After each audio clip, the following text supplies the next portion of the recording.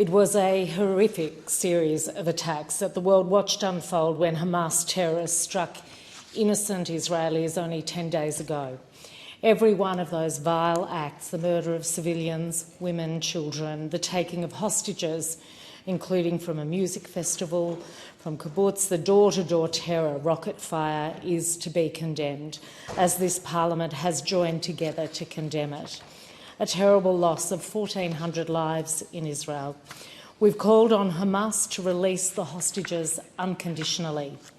The consequences of what Hamas has done and the inevitable response is having a profound effect on Palestinians living in Gaza, as well as the West Bank.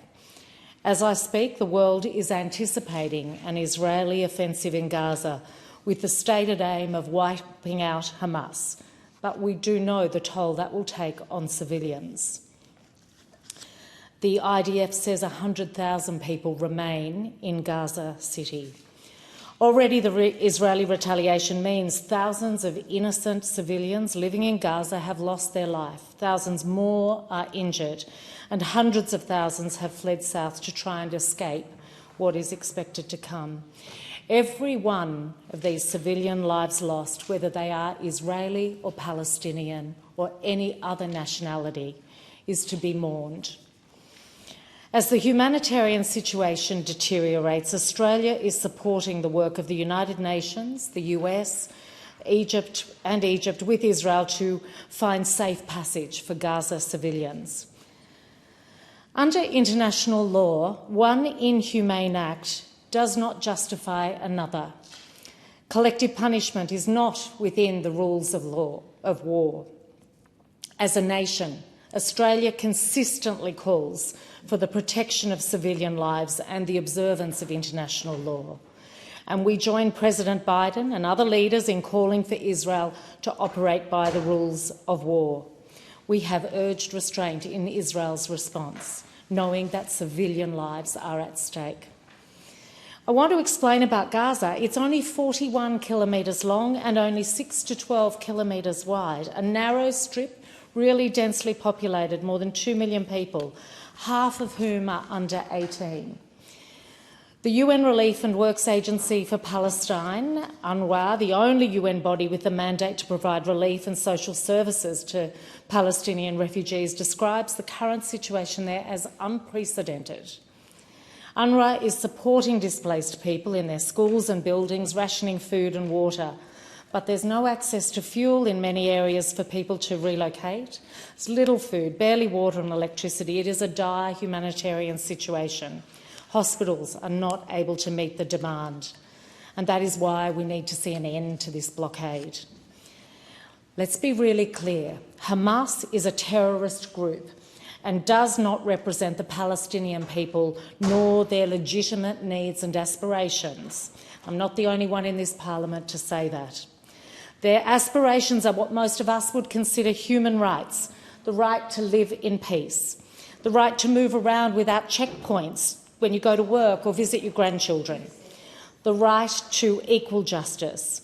Hamas's terrorism now means that the only aspiration many Gazans can have right now is to survive, which is why Australia is engaged with countries in the Middle East and beyond at all levels in support of the protection of civilians and the containment of conflict. Innocent civilians on both sides are suffering as a result of this conflict. Both Palestinians and Israelis deserve justice and freedom, and I feel a profound sadness for how far away the prospect of this is now.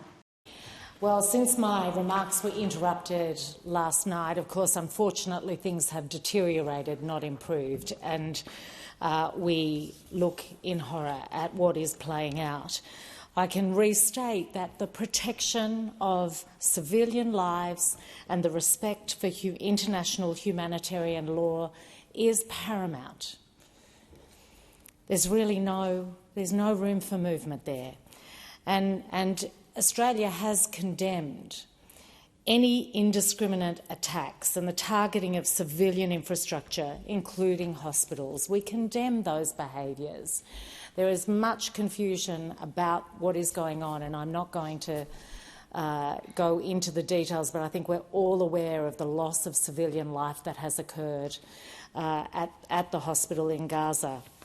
I note that the UN Secretary-General, Antonio Guterres, has called for an immediate humanitarian ceasefire.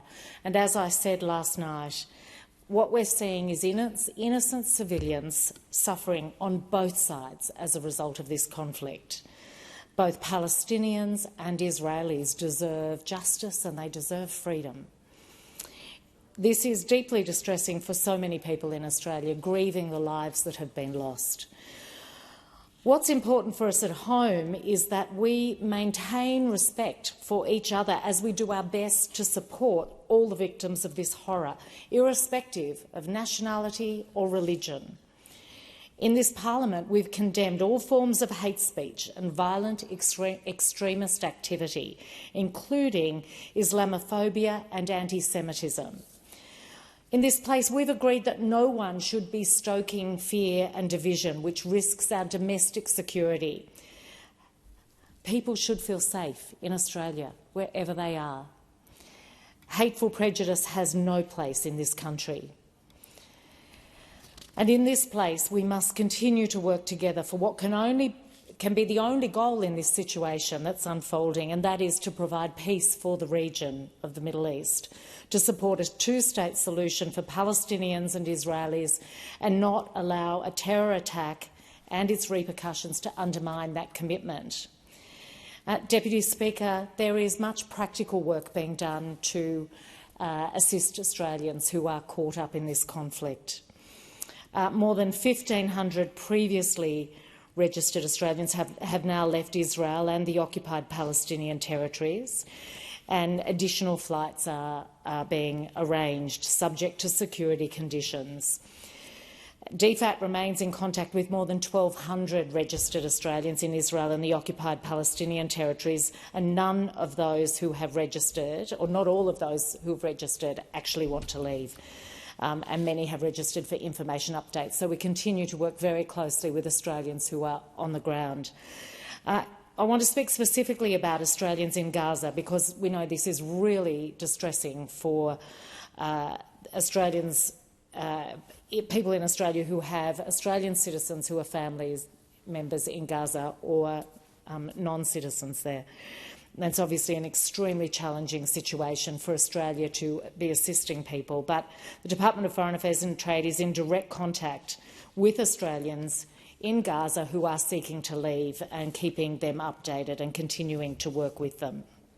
I also want to make one remark about the West Bank. I've visited the West Bank. I know people in Ramallah, and I've been in communication with them. They are frightened, they are scared, and I've seen footage of some of the things that are happening on the ground there. It's a horrible situation for people in the West Bank.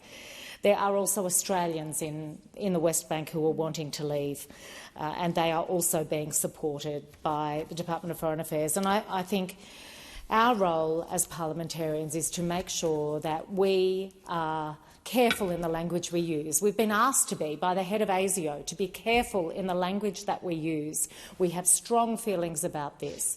None of us like seeing the loss of civilian life, and that is the thing that absolutely unites us here. And our language should ensure that we are respectful, and I think we will all hope that over coming days there can be steps taken to de-escalate the terrible violence that we are seeing and witnessing. I thank the House.